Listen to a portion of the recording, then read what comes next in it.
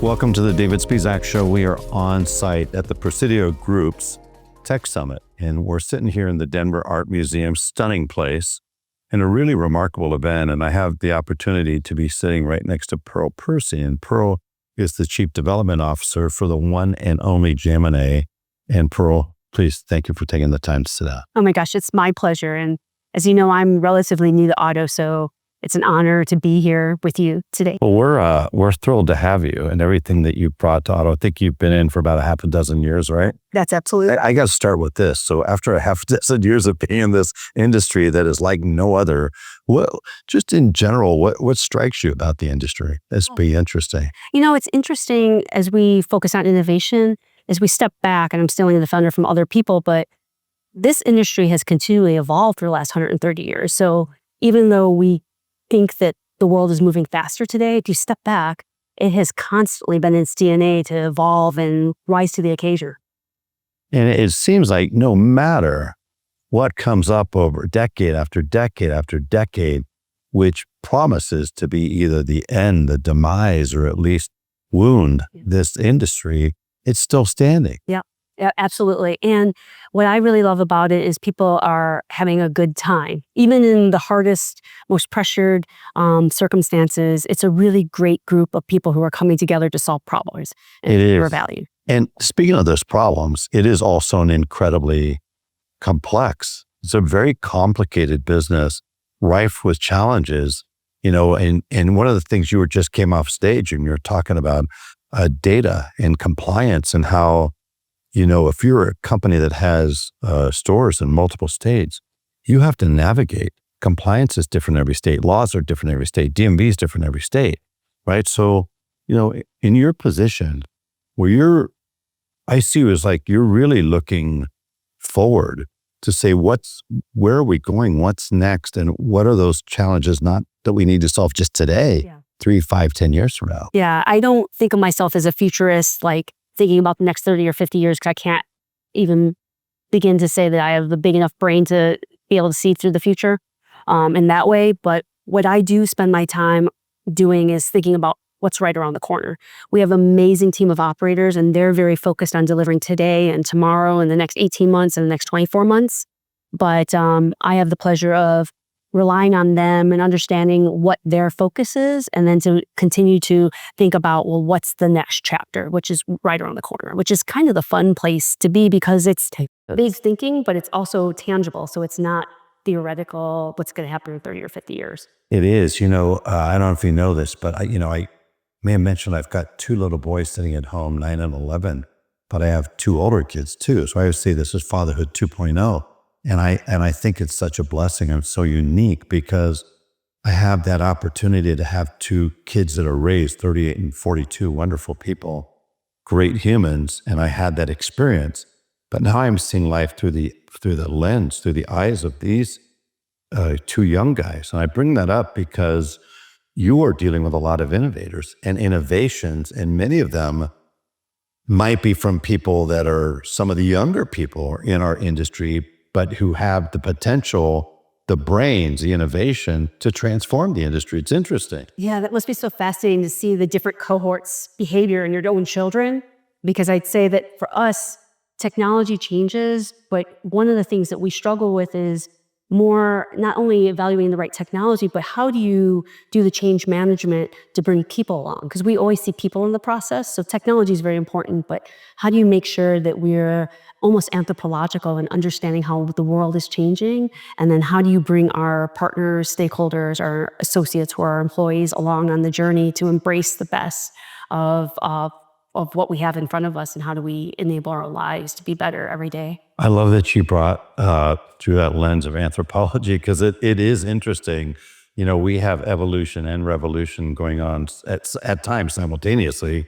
And regardless of what happens with technology, I was noting NADA last year was just, I've been going there for 3 decades, but you hear there's 2,200 booths in 85 different categories. And I see dealers and their managers walking up and down those red carpets, seemingly looking for the next great thing. What's the next thing that's going to solve the big problem, that's going to remove the logjam, that's going to allow us to do better? Well, we got two questions. And the first one is, what are some of the things that you're seeing today that you find extraordinary that have the ability to accomplish those objectives? For example, is it Dealer Tire? What is that? You have a company I was speaking with this morning, I think, that was there. They've created an innovation that could change tires without humans. So we have a long-standing commercial relationship with Dealer Tire, and Dealer Tire invested in this company called Automated Tire Innovations. ATI. And because of our relationship with Dealer Tire, we were curious about their investment. And then we were so curious that we actually loved what they were doing, and we put our money to work alongside of them, and we've invested in this company that is actually fascinating because they're the founders are fourth generation tire retailers. Yeah. So they grew up changing tires, and they understood the market opportunity, but they also understood that it hadn't innovated in 100 years. And so they came at it from a perspective of how to use technology to solve not how to change a tire, but how to change a tire in a way that doesn't break people's backs, that doesn't have a whole bunch of tools that you lose in the shop. So they had a very operational focus. And so it's a great pleasure for us to be investors in that company and really cheer on these founders and the engineers solving a big problem. And how cool that they're rooted in that type of a legacy and that type of a foundation, which is a little bit analogous to what we see in dealerships, right? We do have some great multi-generational groups out there. I think of Carter Myers. I think of McClarty. I think of a lot of them out there that have hit 100+ years out there, and they have that foundation, and they're leveraging that and all the best things. At the same time, realizing if they don't move, if they don't reinvent, if they don't figure out what's next, we may not have answers for the next 100 years. That's what I love about this industry, because as an investor, you could chase technologies and next new thing, but it's almost like a hammer looking for a nail. You're not sure if you actually have a business case. Where this industry has people who are deeply rooted in understanding where the unit economics flow and where the customer is going. And so they can identify the problems and the pain points. And one of our engineers actually at ATI said, it's amazing to just come to work and have a problem to solve versus having built a technology and then trying to find a problem to solve. And so it's an amazing industry to be part of. Remarkably different view of the world, right? One really has the potential to be transformative. The other one really has the likelihood of being just another. Right? And that's where you get into those, unfortunately, some organizations which nice people, bright people, great intentions, but honestly, unwittingly entering a race to the bottom. Right. Sometimes you see in technology. All too often. Way too often. So in your position, you have a unique lens. And again, speaking about the tire company, you're part of an organization that has a tremendous legacy in our business, from Jim Moran Lexus, right, to SET, to the entire finance part of the organization, to Reinventing, F&I, not just for dealerships, but for consumers with the F&I menu, made everything better on both sides. What are a couple things that maybe some or most people in retail automotive don't even realize that JM&A is involved with? Yeah, what I would say is our core values, innovation is core to us as a culture. And so it's what an honor to be part of a legacy business that has this long history of innovating along the way. And so what I've been here doing in the last 6 years is helping bring more of a capital perspective of actively thinking about where could we not only have a commercial partnership, but how do we invest behind those partnerships? How do we make sure the health of the ecosystem is good? And we're, clearly we want a financial return. Clearly we want to invest in companies that help our core businesses do better, but also just make the ecosystem more competitive and stronger. And, it's exciting. Your perspective on this would be interesting. I keep hearing that we've known what the problem has been for the last 20 years, but we haven't actually seen a lot of products. But recently, in the last 5 or 6 years, we're actually seeing companies come forward with real interesting products that are meaningful. And it's such a pleasure to be part of that. And so our big program in the last couple of years is actually showing up as a capital partner. But we're different. We're not a private equity fund. We don't have a mandate to go put money to work in a certain way, shape, or form. And again, Or time frame. And frankly, it's true to who we are at our culture. We're so relationship based. And so much of it is around where our relationships bring us, internal relationships bring us, where our needs are internally. And then so much of it is where our external relationships bring us. And so we just have a pleasure of having to be part of a really interesting ecosystem and to be able to participate in that and support that. I can't help but think about it, at least a few of the companies that pop in my head that I believe are in your portfolio. And you mentioned ATI. Yes. Right, it's one of them, which is solving a very big problem. To some degree, people can't completely even wrap their brains around right now how big of a problem they're solving. Another one is Rockhead. Yes. And a third one is Skyvision. And completely different. Yeah. Get to know, because the way we think about it is our North Star is dealer profitability. And what is the biggest friction for dealer profitability? And right now, the mega trend that we're seeing is labor has not gotten easier. That's right. And so when we think about Nor is productivity gotten better. And so that's how we think about Sky and Rockhead. It's how do we enable our dealers to provide the right tools to their employees to do a better job, to make their life easier, and to enable them to do better every day when they come to work. You almost have this other aspect of it. I don't know if everybody would just think of it as front and center, but you also have things that are going to enable those dealers to tackle those problems, create real solutions, but also at the same time, it will benefit, each one of those benefits the consumer. That's right. If every dealer is searching for a way to deliver a better client experience, okay, well, if you could figure out how to get my tires in and out exchanged faster, simpler, better, more accurately, that's a good thing. With Skyvision, what I find interesting with it is the ability to be able to generate more offers, more appraisal offers, solve the acquisition challenge. At the same time, make sure my racks are busy, right? Which allows me with throughput, which allows me to get more cars in and out, which allows me to get customers in sooner. Everybody's happier. Even making sure that when a car's done, that we get that car in front of the customer faster. Yeah. And that's a big deal. I think it goes back to Quarter Jam family's culture, is that we don't think of this as a zero-sum game. So it's not, we're going to eat more so that our partners eat less. It's really, how do we make 1 + 1 = 4? And so as we think about, we're always worried about all the stakeholders in the ecosystem. So even though we're very much focused on our dealer partners, we're very much focused on our dealer partners providing the right service to the customers. And in the end, you can't have the customer, we believe if the customer wins, the dealer wins, and then we win. And so we are trying to take a holistic view. I'm trying to remember the quote. It's something like, to the spoils, it goes to the bold.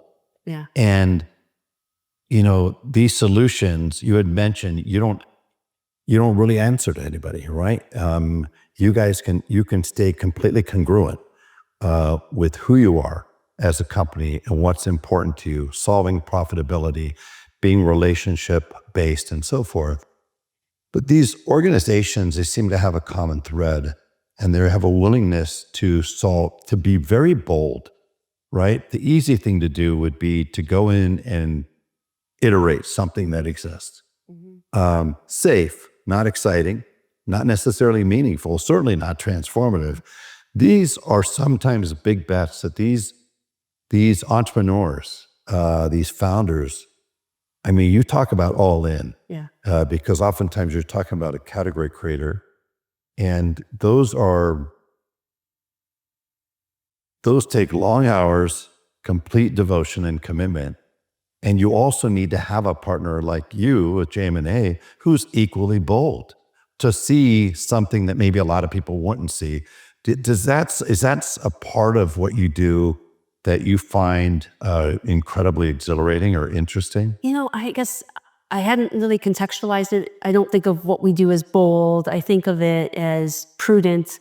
And we are blessed to have enough resources that gives us the opportunity to continue to have the core operating companies who are always evolving. We're Kaizen, continuous improvement every day. And we believe that there's space every day to do that improvement. But we also think that it's not a competition between everyday improvement with kind of putting some bets on the future. And we actually think that they go hand in hand.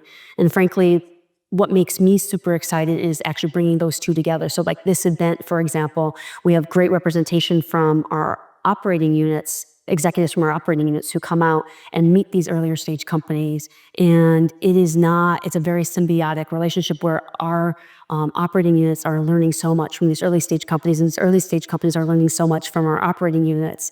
And really it's a win-win because it just makes us all better because we're sharper and we're thinking, and it really is bringing curating like a dinner party where you're just having a really great conversation. Everyone comes out more nurtured and better for it.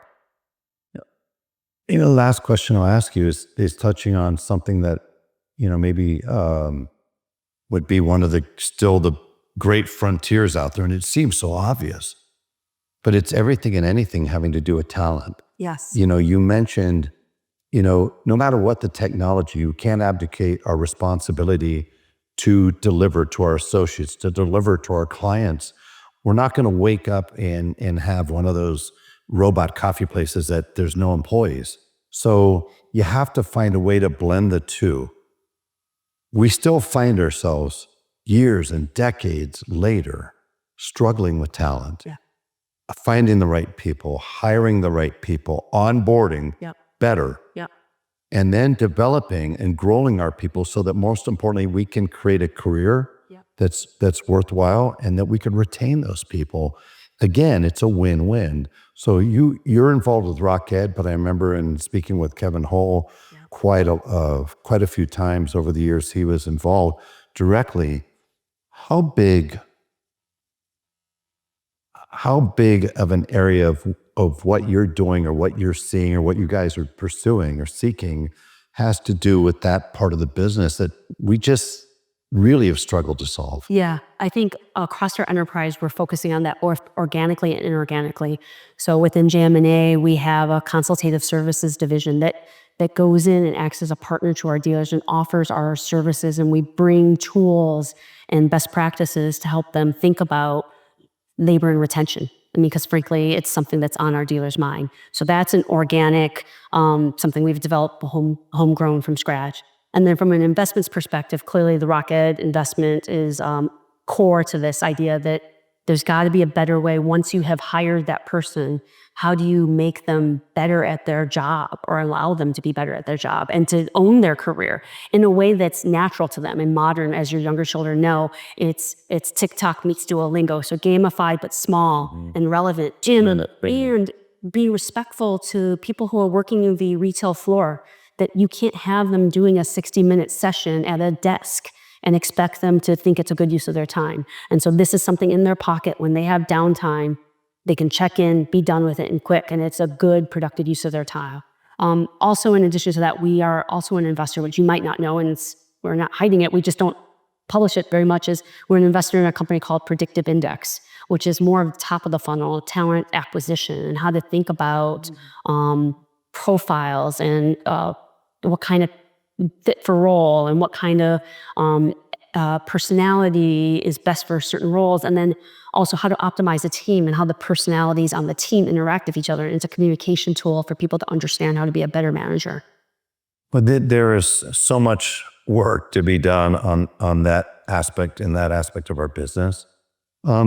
Last but not least, as you look forward into the end of this year and you start thinking already about where we're going in 26. What are you looking forward to? What excites you going into next year? I mean, when you think about technology innovation, it's such an exciting time. The rate of iteration. And we've talked about it today. We have positioned ourselves in a place where it's no longer the few technology priests who hold the keys to the kingdom. We've gotten to a place where we really believe in citizen IT. The tools are so robust today that your young children can create features and capabilities because you no longer have to have the secret code to unlock the technology. So that's an exciting time. So for us, it's really focusing on what are we trying to deliver for our stakeholders and how we deliver it. We have so many different ways to go about it. It could be building it ourselves. It could be partnering with a platform. It could be partnering with some of these startups. but it also could be buying a company because something is so differentiated. It's an exciting time. It is also a daunting time to make sure you understand how the technology is moving. Before you jump in? Yeah, before you jump in. I could see a time not so far in the future where, there could be a JM&A labs where JM Company Labs, because you have the ability today with the ongoing advancement of AI and development, where you have the ability to say, this would be a great problem to solve. You guys go to work on that. And literally they could come back in as little as a week and have something that you could actually look at, play with, interact with, and go, yeah, that's interesting, or no, I don't want to go that path. Yeah, I will say we are doing some versions of that today. We don't call it the lab, but we have our hackathons. I love which, frankly, have turned into some real tangible things that we've incorporated. And then I was so flattered to be the sponsor for something we call the Doing It Better Showcase, the DIB Showcase. And it's really an opportunity for different team members to come forward with either innovations that they've implemented, and it's really a showcase to put a spotlight and really share across the organization these innovations. And then there's a piece of it where their ideas, think of it as a Shark Tank, and that they need support, and it's an opportunity to create a spotlight. But what I do love about where we are right now is it is bringing people along on this journey, and all of us is better than one of us. And 100%.